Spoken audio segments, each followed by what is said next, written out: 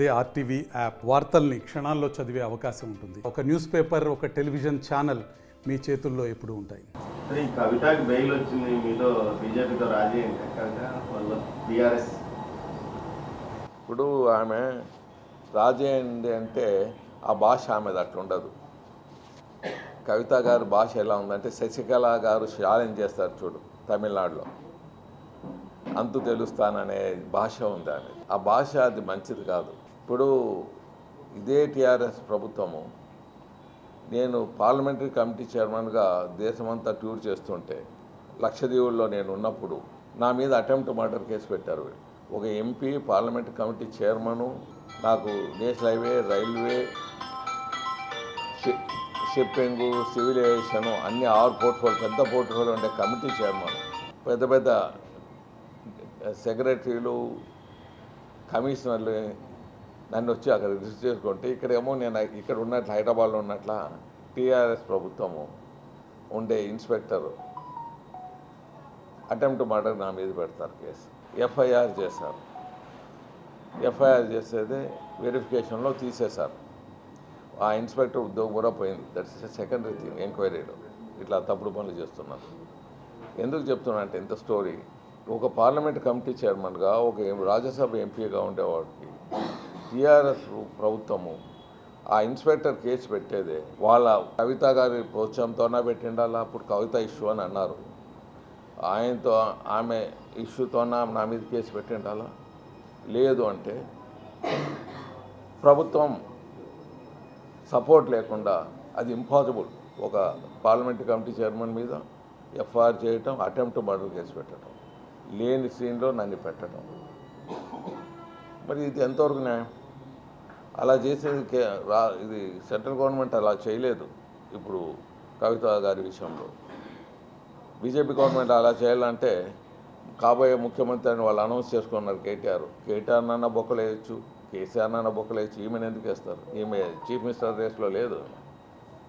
మీకు ఎడ్యుకేట్ చేస్తున్నాను. ఆ మీద పగ ఉంటే, ఆ మీద ఇది కేసీఆర్ ప్రభుత్వం మీద లేకపోతే టీఆర్ఎస్ మీద పగ ఉంటే వాళ్ళని వేసుకోవచ్చు.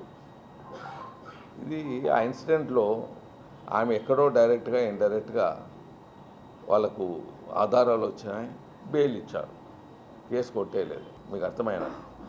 సో ఆ ఇన్వెస్టిగేషన్లో ప్రూవ్ అయింది. మాది ఇన్వెస్టిగేషన్లో నా మీద పెట్టింది ప్రూవ్ కాలేదు, కొట్టేశారు, తీసేశారు, కేసు వేయలేదు నా మీద. సో ఇది డిఫరెంట్ ఉంటుంది. కొద్దిగా ఆవేశం తగ్గించుకోలేరు. ఆమె తప్పు చేయకున్నా లేకపోతే ఇంకోటి తప్పు చేయకున్నా దుర్మార్గులతో తిరిగితే ఆ నిందలు వీళ్ళ కూడా పడే అవకాశాలు ఉంటాయి. ఆమె తప్పు చేసిందో తప్పు చేయలేదో పక్కకు పెడతాం. అటువంటి వాళ్ళతో ఉన్నప్పుడు న్యాచురల్గా అనుమానాలు కూడా వచ్చేదానికి అవకాశాలు ఉంటాయి. సో నేను ఈ సబ్జెక్ట్ అంత ఎక్కువ పోను. ఆమె ఛాలెంజ్ చేయటం కొద్దిగా బాధాకరంగా ఉన్నది. కొద్దిగా కనుక్కోవాలి. అల్టిమేట్గా ఆమె బయటకు వచ్చింది అనుకోండి, కేసులో నుంచి ఆమె ఇన్వాల్వ్మెంటే లేదని బయటకు వచ్చింది అనుకోండి, డెఫినెట్గా ఇప్పుడు నేను చెప్పినట్లు ఆమె చెప్పచ్చు. నేను చెప్పినట్లు అంతవరకు she should have a patience. ఇది అందుకనే నేను, నాకన్నా అమ్మాయి చిన్న వయసు ఉంది కాబట్టి నేను చెప్తున్నా, ఇలాంటి ఛాలెంజ్లు భవిష్యత్తులో ఆమెకు భవిష్యత్తు ఉంది అనుకుంటాం. అలాంటప్పుడు ఇలాంటి ఛాలెంజెస్ చేయటం బాగుండదని నేను అనుకుంటాను. శశికళ గారు కూడా ఇలాగే చేశారు.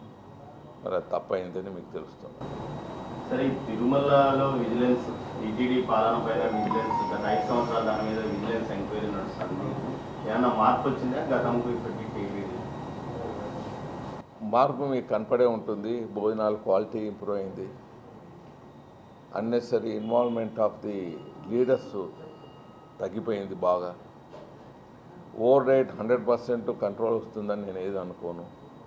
ఎన్నో సంవత్సరాలుగా పక్కకు నెట్టేసింది, వస్తూ ఉంది. ఇప్పుడు వాళ్ళు 10,000 రూపాయల టికెట్ పెట్టారు. దాన్ని అది తప్పు అనేది కాదు ఇక్కడ సబ్జెక్ట్. 10,000 రూపాయల టికెట్ పెట్టింది ఎమ్మెల్యేలు కోటా ప్రజలకు ఇచ్చేదానికి అవకాశం ఉంటుంది.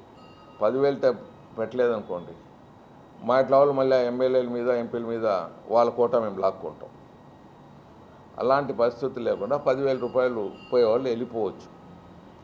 ఆ ఎమ్మెల్యేలో పాపం మిడిల్ క్లాస్ వాళ్ళకు, లోయర్ మిడిల్ క్లాస్ వాళ్ళకు ఆ ఎమ్మెల్యేలు వాళ్ళు ఇచ్చేదానికి అవకాశం ఉంటుంది.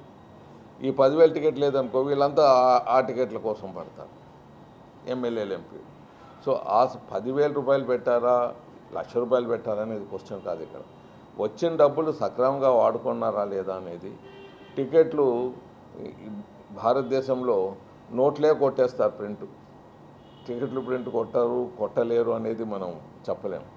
సో ఇలాంటివి జరగకుండా, జరిగా లేదా మనకి ఇన్వెస్టిగేషన్లో ఉన్నప్పుడు మేము మాట్లాడటం తప్పవుతుంది. జరిగినాయా లేదా అనేది ఆ ఇన్వెస్టిగేషన్ జరుగుతూ ఉన్నది. ఆ ఇన్వెస్టిగేషన్లో వాళ్ళు తేల్చాల, మనం మాట్లాడటం అవివేకంగా ఉంటుంది. So anything is possible in this country. నోట్ల ₹100 నోట్లు కొట్టింటే మనం చూసాం, 2,000 రూపాయల నోట్లు ప్రింట్ చేసింటే మనం చూసాం, పాకిస్తాన్లో ప్రింటే వచ్చింటే చూసాం. ఆఫ్టర్ ఆల్ టికెట్ ప్రింట్ కావాలంటే పెద్ద అగాధం కాదు. సో దాన్ని ఇన్వెస్టిగేట్ చేస్తున్నారు వీళ్ళు. ఏమన్నా టికెట్లు దొంగగా పోయినాయా, వచ్చిన డబ్బులు ఏమైనా డైవర్ట్ అయినా అనేది ఇన్వెస్టిగేషన్. అది తేలినాక దాని మీద వచ్చిన వాళ్ళు హ్యాపీగా బతకచ్చు. మరిన్ని వీడియోస్ కోసం ఛానల్ ని సబ్స్క్రైబ్ చేయండి. లేటెస్ట్ అప్డేట్స్ కోసం వాట్సాప్ ఛానల్ ని ఫాలో చేయండి. అండ్ లింక్ డిస్క్రిప్షన్ లో ఉంది.